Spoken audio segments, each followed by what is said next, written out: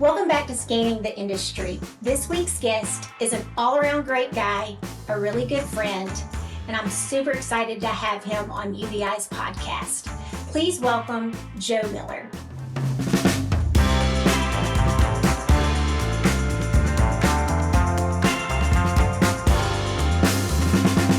He is currently the EVP of Client Success with AutoIMS, and he's got great things on the horizon that he's going to be doing. And Joe, I would love for you to fill us in on what's next.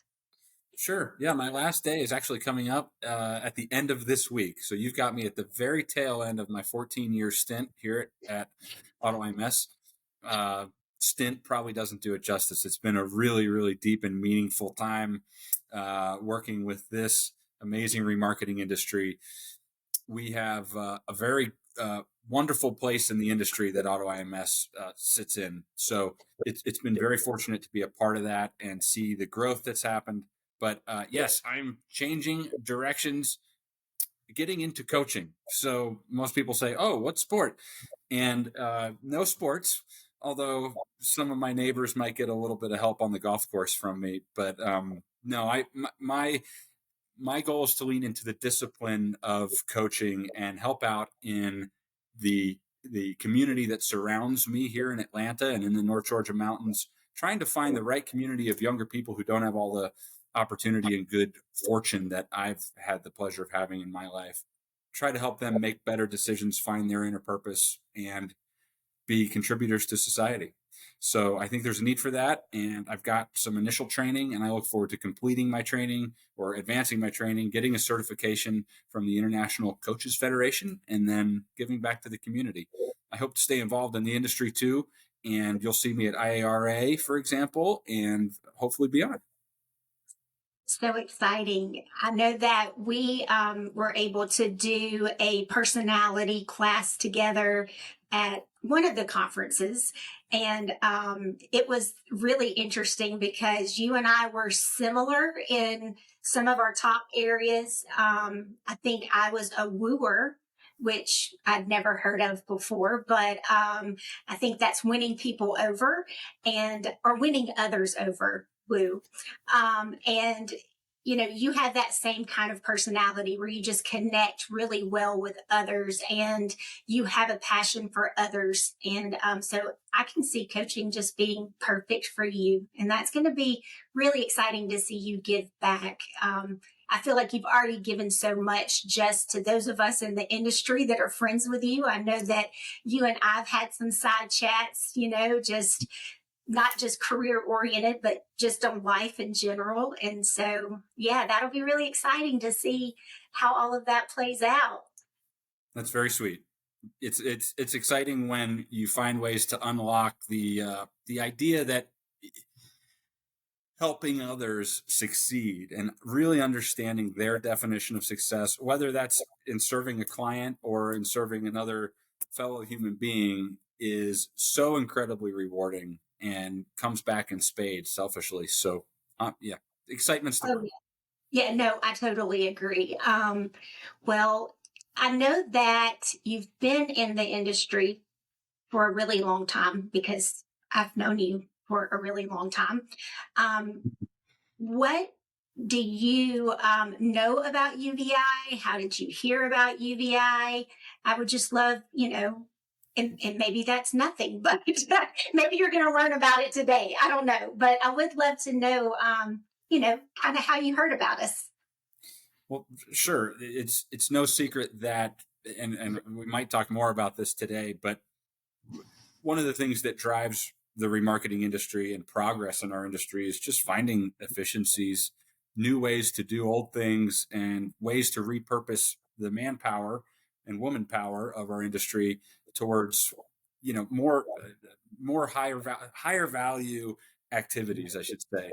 And the technology that's come along in the condition report writing space is amazing, coupled with what we're seeing in advances in data and artificial intelligence. So my understanding of the UVeye solution is that you're driving through a big window that can capture so much about this vehicle in a matter of seconds that would take otherwise a human who might make even more mistakes than that window, an inordinately larger amount of time, right? So should be a great efficiency driver. And in today's day and age, where just transacting on a vehicle as quickly as possible and capturing as much data about that, being as transparent as possible, building confidence in the ultimate seller and buyer so that they can make great decisions about a car. I heard about UVeye because I think we've started talking at conferences, and you guys got interested in providing the data from your solution into AutoIMS, which is a clearinghouse of data for commercial remarketers who are potentially a great target market for you, along with the physical auctions who we are so closely tied to. So it seems like a great fit. I won't be around to see it come to full fruition, but it's no doubt. I have no doubt that with you there in that seat, and with the team that we have and our clients hungry for that type of data, I can't wait to see. Sky's kind of the limit there. Yes, and I'm going to miss you terribly, but I just have a special place in my heart for everyone at AutoIMS. I feel like they are like an extended family. So, yes, they'll take good care of us, but you're definitely going to be missed. And thank you for those words about UVeye. One of the things that you mentioned was how fast we can scan the vehicle and get that information back so quickly. And so one of the things that I would like to do is to see how quickly we could get to know you. So we can scan a vehicle and return a condition report in less than 20 seconds. So let's see how much we can learn about Joe Miller in 20 seconds or less. Will this be less painful than the TSA screening process? Yes, definitely.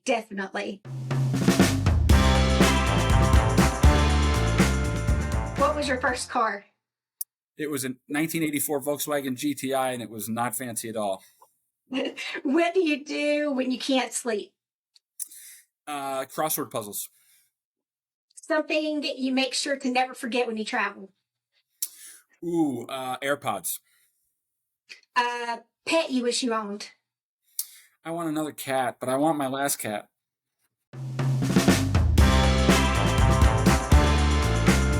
We could talk a little about AI if you wanted to, a little artificial intelligence.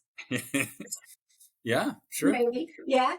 So that is one of the things UVeye uses, in what we do. And it seems like every time you turn the news on these days, it's all about artificial intelligence. Not always positive, but it's been really interesting from the data perspective, what all goes into it. So it's not just only a computer, right? It's about all of these things that happen over and over again. And then I know for us, we have some human interaction that confirms that that's what it's supposed to do, which helps the algorithms, which helps the data accuracy. But what are your thoughts about all of that? Yeah, I'm a big AI enthusiast and optimist. I haven't had a ton of time to play with it, but I have played with some of the tools that are coming out, the Chat GPTs and the Notion AI. I write press releases here. That's one of the things that I do. And we have a press release coming out later this week. I wrote a very mediocre headline, plugged it into Chat GPT, and it spit out a better headline, frankly. And I kind of used the best of both. Yeah. So I love the writing component. My thought is we are at this precipice right now where for the naysayers, a couple things. First of all, we have to be pretty smart about where we're sourcing our information on the internet, right? So it's like anything. There's been bots around for a long time. There's just a lot of false information. So you can get all wrapped up into that. I'm more interested in what it can do for us and what it can learn and how we move forward with the technology. There's people saying that it's going to take jobs. Anytime someone says that, that's the technology to lean into, right? So you either learn how to use it and become more valuable in your job, or potentially become susceptible to it, depending on your job. I don't think there's too many susceptible jobs for now, but in our business, especially, it's a very data intensive business. And I can tell you, I think my clients have had a lot of data and probably gotten very little out of it compared to its potential. And part of that is because it's just very difficult to normalize data and turn it into insight, if you will. And AI, these learning models, whether it's language, numbers, or images, and I'm guessing that you guys are all of the above wrapped up in one in terms of how you're trying to deploy this technology.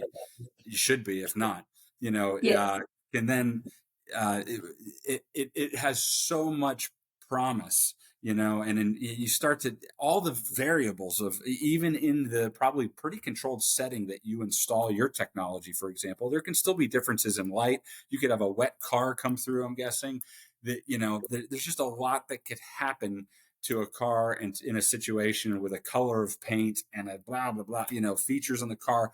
You can tell me more than I can tell you, but when you get all of those data points crunching through there, it can start to normalize that probably much better than a human ever could hope to. Because the other thing is the AI doesn't get a hangover. The AI's grandmother didn't die yesterday. I'm sorry if yours did.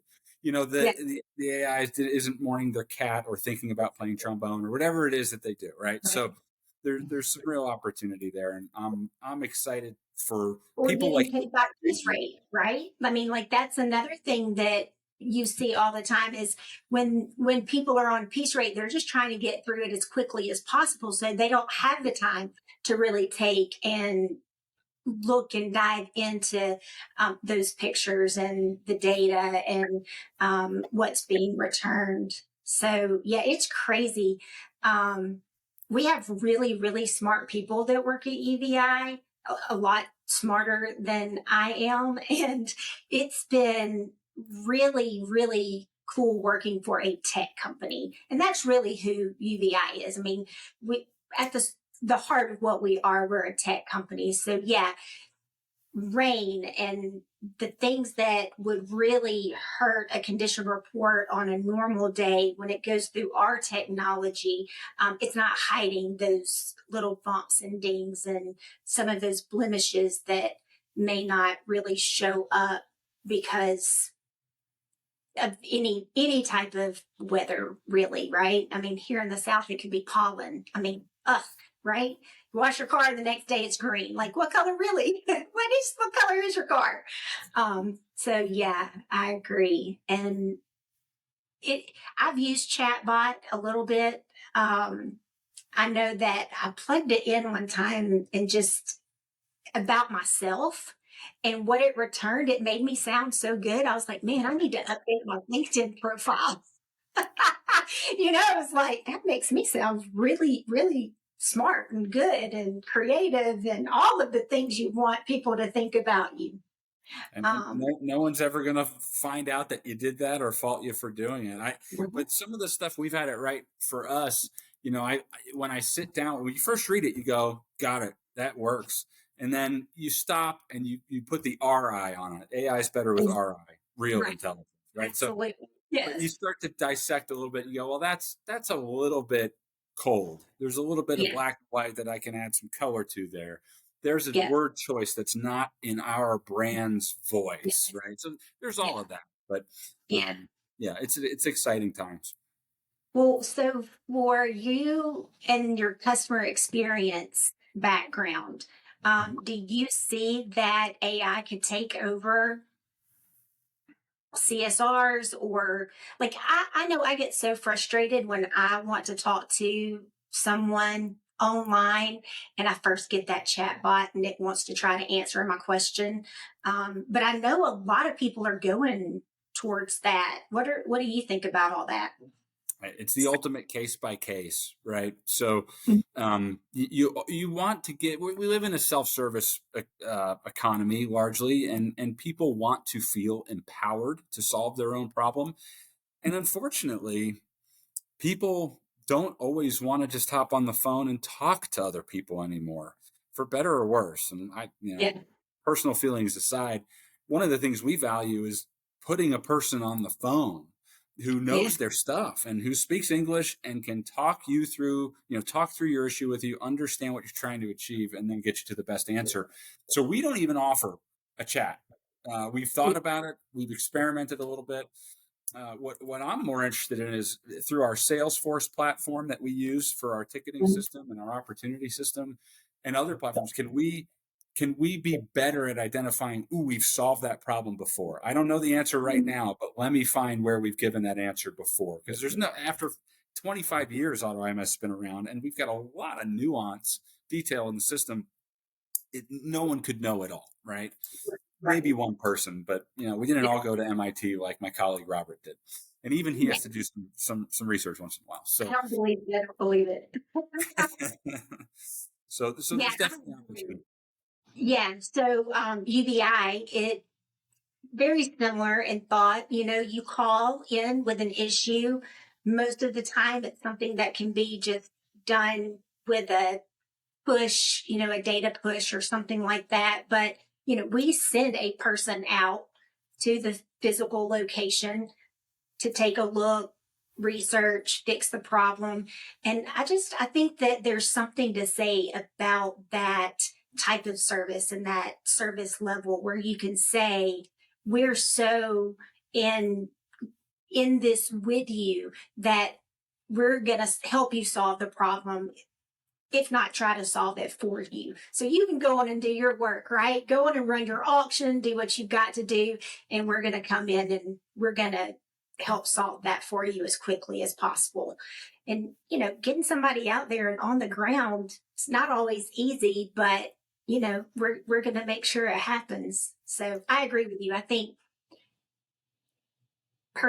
personal experience is really important. For sure. So what other topics do you think, are the buzzwords out there right now that you would want to talk about if you could? I see so many opportunities coming around from our clients around some of the old standbys. But one of them is, I think, is a nice segue off of AI, which is getting smarter about how we mobilize our workforce and get people on task. And one thing I've noticed in my career is that we're not always good at planning out and designing our day, right? And all the things we need to go do. But many of us default to that mode of reacting. Oh, it's coming in. Jamie needs help. I'm on it, and you get a little dopamine hit and whatever else out of that. Some of our clients have come to us and said, listen, we can only look so far ahead, but we have criteria that drives activity for people. And the problem is that it's hard for them to kind of boil all that criteria into a queue of work for them, an actual list of here's the stuff in the order I need to tackle it. And so we've been working with our clients and have released a number of different versions of that type of help for them, where they've got new tools on AutoIMS. They can go in and depending on if you're a title clerk, if you're a transportation coordinator, if you're someone on the data analytics team who needs to price cars, you're the outside field, you're the inside reps, whoever your job is, you've got one or two or three places that you go and it's stacked up. These are the cars that need the most attention based on where they are in the life cycle. And at the end of the day, that's coming right back to us in spades in our key performance indicators: retention, cost, get retention up, drive down cost, sell the car faster, keep us on brand, comply with all the regulatory stuff. Those are kind of the big guys. And that's one of the types of conversations we found really interesting and rewarding with our clients lately. Yeah. So efficiency, man, that UVI's focus is really on consistency and efficiency. So we've kind of taken that same, I guess, trajectory, or path. We want to follow the vehicle's life cycle. So starting with the OEM, then when it lands on the dealership lot, you go through the service lane, then at auction, or maybe it's a lease return, right? But to that full life cycle. And one of the really cool things that I feel UVeye brings to the table is, there's not a lot of workforce to pull from these days. And that's what we keep hearing, right? I can't find people to work in our machine shop or our body shop or conditioning a vehicle or writing a condition report. And so what UVeye does is we're able to take the people that you have and have those condition report writers working more efficiently. So you are able, again, to work with what you've got. And I think that that's something that our industry really can utilize, with, I feel like every conference we go to, that's the big topic is how do I find people for this or that. So, yeah. Think about, one of the other areas for that. And I'm curious to know the role that you guys play in this space. I'm sorry I don't already, but when it comes to transportation, so moving vehicles from one place to another, that's huge for our clients. And talk about a shortage of drivers, shortage of trucks, supply and demand. And with everything people are doing, gosh, we've connected, like we're thinking about connecting to you guys, we've connected to a dozen or so transportation brokers, the haulers, all the pieces of that chain and connected them directly to auctions or to consigners, all sorts of different flavors of this. It's been a huge area of focus. I'm still seeing the days to transport a car go up. It's up over a day year over year. And volumes are not like peak off lease time. We're low vehicle volumes right now. So something's happening there. But do you guys play in that space too? So we have been having conversations for that transportation space. What we are doing now is we are scanning a vehicle when it comes off the lot and it makes it to the shipping container when it gets off. And then, so there's that piece. But as far as like a transportation piece where the vehicle is being scanned as it leaves the auctions lot and it's going onto a machine or it's coming off let me start that over. When the vehicle is scanning, leaving the auction, then it gets on the truck. And then when it gets off the truck, wherever it's landing at the dealership's lot, wherever it's going. We don't have that yet, but we understand the importance of it. And we're in conversations about it. And I definitely think it's something that you are going to see in the future. So, I'll tell you, the soup du jour for a little while was chain of custody, is the way we put it. And so it's the same thing going into the auction. And so often, the auctions, who are a very important constituent to AutoIMS, are complaining about really just holding the bag at the end of the day. Did the repo agent dent that fender? Was it a transporter? Who did this? And so to the extent that everyone can just run through that machine, how much easier is that than having a repo agent or a transport? And a lot of times it's someone who's never even seen Soup du Jour app where they have to walk the car and plug it in and all of that. right. So, Yeah. And we do have the Apollo app that we just released. I guess it's been several weeks ago now. It seems like it was just yesterday, but it is a 360 interior camera that you can put in. So going back to even the repos, having to catalog all of that information. I know that you guys take pictures and you can put it into the AutoIMS, but that's something that even our Apollo app can help with, in sending that straight, hopefully, to AutoIMS one day, or, if it is a repo firm that needs to know, or a bank, or, whoever actually has possession at the time. So, but yeah, exactly. Well, so I could talk to you all day because this has been awesome. And I know that we talked about several things that we would like to discuss during our time together, and I think we made it through maybe two of those. So Keep I think going you're if you going to want. have to come back so we can discuss the rest of them. Okay. Sure. But I would love to know before we go if you could give any advice to anyone that may be starting the industry or heck maybe already in the industry, what would you say to them? Give less advice. Just kidding. Hey, look, That's a tenet. absolutely, Oh, yeah. it's a tenet of coaching. If you can tell them, you can ask them. But again, we are seeing a nice influx of new people and older folks aging out, which is fine. It presents a lot of opportunity for us. And so I always just I kind of call it the algebra of relationship. And for me, the first part of that equation is starting with yes. And Hmm. I have friends, I have colleagues, I have a spouse who argues with me about that all the time. But my point is that just because you start with yes does not mean that you're going to end up with yes. But it usually means if it has to be a no, you're going to end up with a very high quality no and potentially a relationship that could come back in a month, a year, a decade, to be very fruitful and make sense at the time. When you start with yes, it gives you the opportunity to ask good questions to figure out what's going to make the person who's requesting the thing successful. It opens your eyes to potentially new markets and new ideas. So there's a lot of times I'm sure you've had this. You get approached, and in the back of your mind, you're going, "This will never work." But Yeah.